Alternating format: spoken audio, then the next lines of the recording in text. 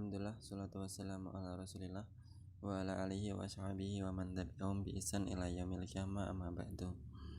Kelas 8 yang semoga dimudahkan Allah Subhanahu wa taala. Sampailah kita di hari penutupan usia Rasul sallallahu alaihi wasallam. Rasul sallallahu alaihi wasallam tutup usia ketika beliau berumur 63 tahun Hijriyah ya, bukan 63 tahun Masehi. Kalau di Masehi kan mungkin ya 60 tahun. Ini 3 tahun dalam hitungan Hijriyah. Pada hari Senin tanggal 12 Rabiul Awal tahun 11 Hijriyah. Rasulullah SAW wafat di kediamannya di kamarnya Aisyah radhiyallahu anha. Nah, kemudian kaum muslimin setelah mengetahui kabarnya kematian Nabi Shallallahu Alaihi Wasallam, mereka tertimpa kesedihan yang sangat dalam. Bahkan sebagian mereka tertimpa az-zuhul. Apa itu az-zuhul? Az-zuhul itu ya ngomong nggak jelas, ngamuk-ngamuk nggak jelas. Sebagaimana yang menimpa kepada Umar bin Khattab radhiyallahu anhu, beliau menaik ke mimbar dan berpidato di sana dengan pidato yang tidak jelas. Dia membawa pedangnya, barang siapa yang mengatakan Muhammad telah mati, maka berhadapan denganku, ayo perang sini, tak bunuh kamu. Setelah terjadi kekacauan di antara kaum muslimin, maka datanglah Abu Bakar As-Siddiq radhiyallahu anhu. Beliau menenangkan Umar bin Khattab dan beliau kemudian mengambil alih khutbah Umar, dan beliau berkhutbah di hadapan kaum muslimin. Wahai manusia yang menyembah, barang siapa yang menyembah Muhammad, inna Muhammad qad mata, bahwasanya sesungguhnya Muhammad itu telah meninggal. Dan barang siapa yang menyembah Allah Subhanahu wa taala, Maha hidup dan tidak akan pernah mati. Kemudian beliau membaca firman Allah, "Mama Muhammadun illa rasulun qad khalat min qablihi rusul."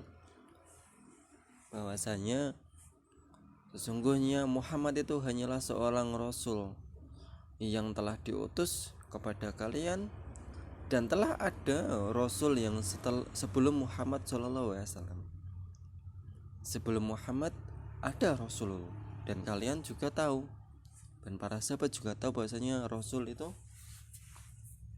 banyak, dan ada rasul-rasul sebelum Muhammad sallallahu alaihi wasallam, dan rasul-rasul tersebut semuanya sudah meninggal, sudah wafat, dan mereka tahu bahwa rasul itu juga sudah wafat. Di sini ayat ini menekankan bahwasanya Muhammad itu hanya seorang rasul dan kelak beliau akan wafat. Kemudian Allah Subhanahu wa taala melanjutkan, afa in mata au qutila yang qalabtum ala aqabikum, bahwasanya apabila Muhammad itu meninggal atau terbunuh, dan apakah kalian akan kembali ke belakang kalian, ke kafiran kalian, murtad? Naam. Ama yang qalib ala akibaihi fala yadurrallahu syai'a. Dan barang siapa yang kembali murtad ke belakang, maka Allah Subhanahu wa taala tidak tertimpa mudarat sedikit pun dari kemurtadan kita. Kalau kemurtadan bareng kaum muslimin. Apa tuh maksudnya ini? Bahasanya Islam kita ini Allah Subhanahu wa taala tidak butuh. Yang butuh kita Islam, menyembah Allah itu kita. Allah enggak disembah tidak akan mengurangi kemuliaan Allah Subhanahu wa taala. Apabila seluruh manusia ini menyembah Allah Subhanahu wa taala, itu juga tidak akan menambah kemuliaan Allah Subhanahu wa taala. Karena bagaimana Allah Subhanahu wa taala bisa berkurang dan bertambah kemuliaannya, sedangkan beliau itu Rabbul Alamin, Rabb semesta alam. Maka kita yakin nih bahwasanya ayat ini menekankan bahwasanya kita Islam itu bukan untuk Allah Subhanahu wa taala. Kita Islam ini manfaatnya akan untuk kita sendiri. Kita bisa diselamatkan dari api neraka, tidak kekal di neraka, dan yang lainnya. Bahwasanya Islam Allah tidak butuh atas sesembahan makhluknya. bahkan makhluk sendiri yang butuh menyembah kepada Allah Subhanahu wa taala.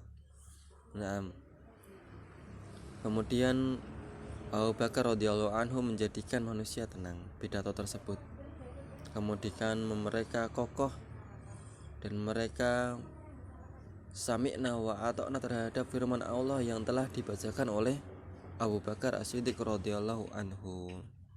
Kemudian Rasul sallallahu alaihi wasallam dimandikan, kemudian disolatkan dan dimakamkan di rumah Aisyah radhiyallahu anha. Karena apa? Karena setiap nabi yang wafat maka dia dikuburkan di tempat dia meninggal. Karena itu adalah bumi pilihan Allah Subhanahu wa taala. Nah, kita lihat sebentar ya. Kita lihat sebentar bagaimana kondisi rumah Aisyah radhiyallahu anha. Nah, di sini ada gambar. Ini gambar dari museum. Ini sebenarnya replika yang ada di Museum Nabi Muhammad SAW di Madinah. Kalau kalian sempat umroh ke sana, ya semoga sempat ya. Amin. Kalian bisa lihat di sana ada Museum Muhammad. Nah, inilah replikanya, replika kamar Aisyah radhiyallahu anha. Sederhana sekali. Dengan kamarmu masih bagus kamarmu. Dengan rumahmu ya jauh lah, masih bagus rumahmu.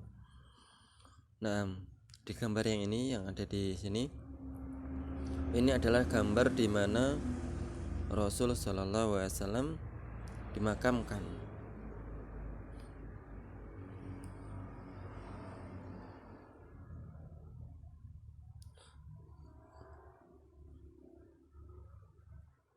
Nah, ini sebelum Rasul sallallahu alaihi wasallam. Ini gimana ya caranya ya?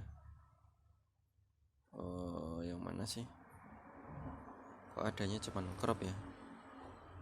Entahlah, saya mau kasih coret-coret atau nggak bisa. Gimana caranya nih? Saya gaptek ini. Ya udah ini aja lah. Nggak jadi aja. Kalian melihat ya di pojok bawah sebelah kanan itu adalah makam Rasul sallallahu alaihi wasallam dan beliau di situ wafat. Kemudian ini adalah kamarnya Aisyah radhiyallahu anha. Aisyah tidak ya ini seperti inilah kamarnya Aisyah. Kemudian Rasul sallallahu alaihi wasallam, kemudian ayahnya Aisyah yaitu Abu Bakar wafat dan dikuburkan juga di samping beliau. Nah, ini adalah ada 3 kuburan di situ. Ada 3 makam. Yang paling tinggi makamnya Rasul, yang tengah makamnya Abu Bakar, yang terakhir makamnya Umar. Setelah Umar bin Khattab dimakamkan di situ, Aisyah membuat hijab di kamarnya. Di kamarnya itu dibuat hijab. Nih yang hitam ini. Kenapa? Karena Aisyah malu. Di situ ada Umar bin Khattab. Bahkan di suatu riwayat pernah Aisyah menerangkan dari hadis yang sahih bahwasanya semenjak Umar bin Khattab dimakamkan di situ, Aisyah tidak pernah melepas jilbabnya. Karena Aisyah malu terhadap Umar bin Khattab yang dia bukan mahramnya. Masya Allah. Padahal Umar bin Khattab sudah meninggal dan tidak mungkin Umar bin Khattab melihat Aisyah. Tapi Aisyah sebagai seorang muslim, sebagai seorang sahabiyah, sebagai seorang istri Rasulullah, mempunyai rasa malu yang sangat tinggi. Dengan orang yang meninggal pun dia malu. Maka pelajaran bagi kita semua bahasanya menjaga malu itu termasuk akhlak seorang wanita muslimah. Jangan sampai kita keluar dengan pakaian yang itu memperlihatkan aurat kita, memperlihatkan rambut kita, memperlihatkan tubuh kita. Maka itu wanita yang tidak punya malu, dan itu tidak pantas bagi seorang yang mengaku seorang muslimah yang mengikuti ajaran Rasul sallallahu alaihi wasallam. Nah, kembali ke buku. Loadingnya lama sekali HP-nya ini. Nah, pelajaran yang telah bisa kita ambil dari pembahasan wafatnya Rasul SAW, yang pertama, semangatnya Nabi SAW terhadap umatnya dengan mengajari mereka hukum-hukum agama. Sampai di wafatnya beliau kemarin sudah dicerangkan bahwasanya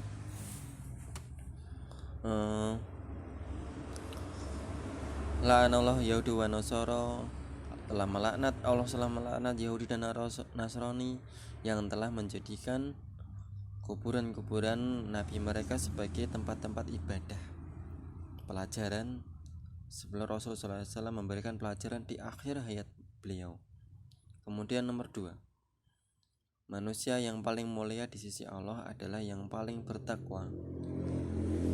Inna akramallahi indallahi atqakum, bahwasanya sesungguhnya orang yang paling mulia adalah orang yang bertakwa, bukan yang paling bagus rumahnya, bukan yang paling bagus wajahnya, bukan yang paling bagus kendaraannya, bukan paling bagus kulitnya. Kita lihat rumah Muhammad SAW pun seperti itu. Seorang nabi, seorang presiden, seorang panglima perang, rumahnya sederhana sekali. Yang ketiga,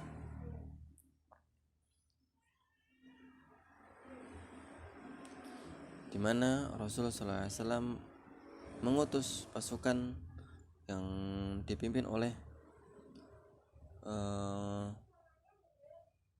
Usamah yang dia masih berusia 20 tahun.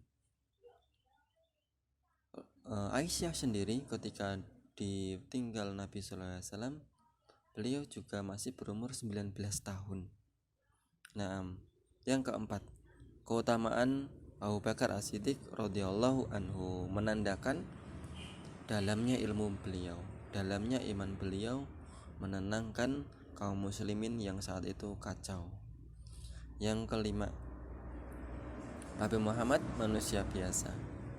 Beliau sakit, beliau lapar, beliau haus, beliau juga meninggal, beliau perlu tidur juga, beliau bekerja, beliau juga menikah. Nomor 6, cintanya para sahabat kepada Nabi Sallallahu Alaihi Wasallam. Yang ketujuh, pentingnya sholat dalam agama ini. Di wasiat kemarin sudah saya kasih tahu wasiat Nabi Sallallahu Alaihi Wasallam di hari-hari terakhirnya adalah as-sholat dan jagalah budak-budak kalian. Itu menandakan pentingnya sholat. Di sini ada tugas, silakan dikerjakan evaluasi nomor 1 sampai nomor 6 ya. Nomor 1 sampai nomor 6. Kemudian latihan juga. Yang latihan akhir itu tulis kejadian yang terjadi pada tahun 1 Hijriah sampai tahun 11 Hijriah. Aku qouli hada subhanakallahumma bihamdika asyhadu an la ilaha illa anta astaghfiruka wa atubu ilaik. Ini masih ada waktu karena jam pelajarannya 2, langsung dikerjakan pada saat hari ini juga. Jam ini juga saya tunggu. Assalamualaikum warahmatullahi wabarakatuh.